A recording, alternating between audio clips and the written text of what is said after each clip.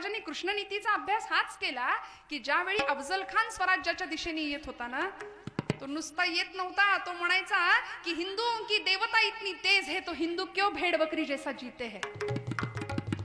हा पंढरपूरचा विठोबा शिवाजी राजाला ताकद देतो काय, ही तुळजापूरची तुळजा भवानी शिवाजी राजाला ताकद देते काय। म्हणून अफजल खानाला खरं तर अगदी नॅशनल हायवे होता स्वराज्यात यायला, पण तो आला नाही, तो तुळजापूर मार्गे आलाय प्रतापगडाच्या पायथ्याशी।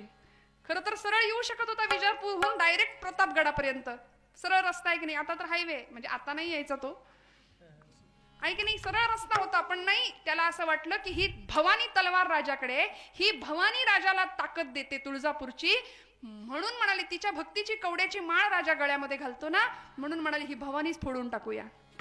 म्हणून अफजल खान तुळजापूरला गेला। तुळजापूरच्या त्या तुळजा भवानीची मूर्ती आपल्याच लोक, आपली हिंदू माणसंच होती त्याच्या सैन्यामध्ये का, आमची मनगट मेंदू मरूनच गेला होता, आमची बाजूच नव्हती आम्हाला, आमचं सिंहासन नव्हतं आम्हाला, आमची छत्र चामरं नव्हती आम्हाला, आम्ही दुसऱ्यांच्या चाकऱ्या करण्यातच आयुष्य घालवलं, आणि आजही फार काही वेगळं नाही करत आहे। विठ्ठल विठ्ठल।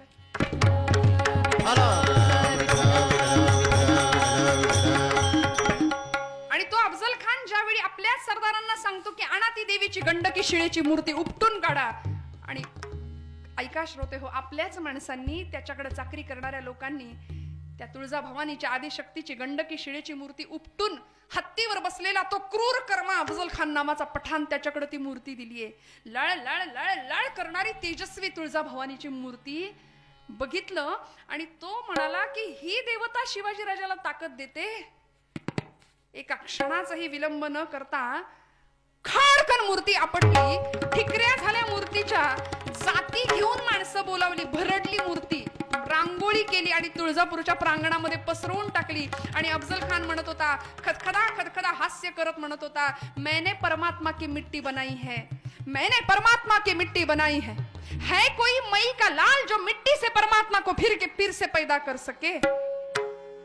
राजांना राग नसेल का आला, माझी तुळजा भवानी फोडली, राग नसेल का आला, पण नाही, कृष्ण नीती अभ्यासली होती। म्हणाले अपने गली में आओ।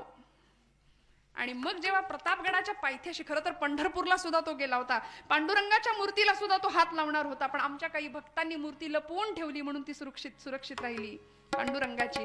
प्रतापगडाच्या पायथ्याशी आणलं आणि मग विश्वासघातानी त्याचा कोथळा बाहेर काढला का, कारण शंभू महादेव अधिष्ठान होतं। जटाटवी गलज्जल प्रवाह पावितस्थले गले वलंब्य लंबितांभुजंग तुंग मालिकां डमड्डमड्डमड्डम निनाद वड्डमर्वयं चकार चंड तांडवं तनोतन शिव शिवम्। जटाकटाह संभ्रम भ्रमन् निलिम्ब निर्झरी विलोल वीचि वल्लरी विराजमान मूर्धनि धगद् धगद् धगज्ज्वलल्ललाट पट्ट पावके किशोर चंद्रशेखरे रति प्रतिक्षणं मम। धराधरेन्द्र नंदिनी विलास बंधु बंधुर स्फुरत् दिगंत संतति प्रमोदमान मानसे कृपा कटाक्ष धोरणे निरुद्ध दुर्धरापद क्वचित् दिगंबरे मनो विनोद मेतु वस्तिनि। ओम नमः शिवाय, ओम नमः शिवाय अधिष्ठान होतं शंभू महादेवांचं का, कारण भक्तीची परिसीमा काय होती, राष्ट्रभक्ती, देशाप्रतीची भक्ती, मातीप्रतीची। माता आणि माती यांना कधीच नाही विसरायचं। जन्म घेतो मातेच्या उदरामध्ये आणि जायचंय शेवटी मातीमध्ये। माता आणि माती या एका वेलांटीचा फरक म्हणजे आमचं सगळं आयुष्य आहे, लक्षात घ्या। आणि म्हणून असा अध्यात्म, अशी भक्ती आम्हाला कळावी, नामस्मरण घडावा, महापुरुषांचा संतांचा संग आम्हाला घडावा, ही एकनाथ महाराजांची अपेक्षा आहे। हाची माझा नेम सिद्धी नेई, आणि मग हे सगळं झाल्यानंतर काय घडावं, पायी तीर्थयात्रा मुखी राम नाम, हाची माझा नेम सिद्धी नेई। काय हुशार आहेत संत बघा, माझा नेम तू सिद्धीला ने म्हटले, माझं काम तूच कर देवा, आणि देव सांभाळतो भक्ताला, भगवंत भक्ताला सांभाळतो। अनन्यास चिंतयन्तो माम ये जनाः पर्युपासते योगक्षेमं वहाम्यहं, सगळा योग भगवंत वाहतो भक्ताचा। आम्हालाच असं वाटतं मी करतो मी करतो मी करतो, पण नाही, सगळं सोपवावं त्याच्यावर, बघेल ना तो। विश्वास ठेवूया थोडासा, संतांवर ठेवूया, भगवंतावर थोडासा ठेवूया, आणि आपलं कर्म, आपले प्रयत्न उत्तम प्रकारे करत राहूया। पायी तीर्थयात्रा, नाथांनी मागणं मागितलं, माझ्याकडून तीर्थयात्रा घडू दे, सगळ्या संतांनी तीर्थयात्रा केली आहे, स्वतः ज्ञानराजांनी तीर्थयात्रा केली, 1 वर्षाची तीर्थावळी केली. ज्ञानराज नामदेव महाराजांना म्हणाले, नाम्या चल तीर्थयात्रेला बाहेर पड. नामदेव महाराज काय म्हणायचे माहितीये का? नाही, माझा पांडुरंग विटेवरच आहे. कारण लहानपणापासून तोच पांडुरंग नामदेवांकडून जेवला होता, खेळला होता, हसला होता, बोलला होता, त्यांच्या कीर्तनात नाचला होता. नामदेव महाराज म्हणायचे, माझा पांडुरंग विटेवर आहे, मी त्याला सोडून कुठे नाही जाणार.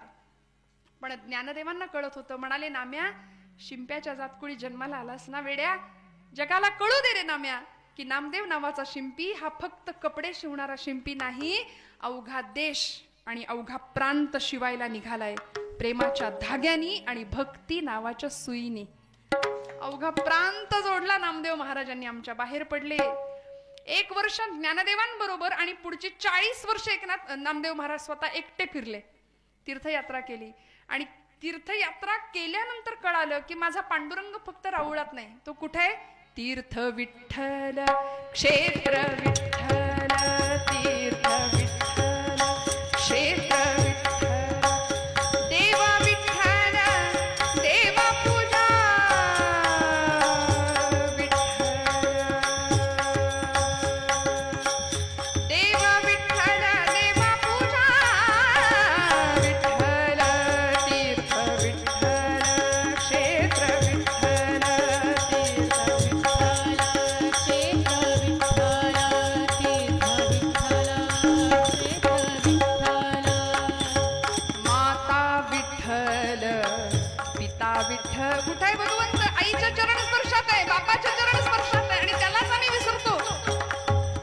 दिवस दिवस आईचं तोंड न बघणारी कार्टी आमच्या घरात आहेत. आईला बघत पण नाहीत.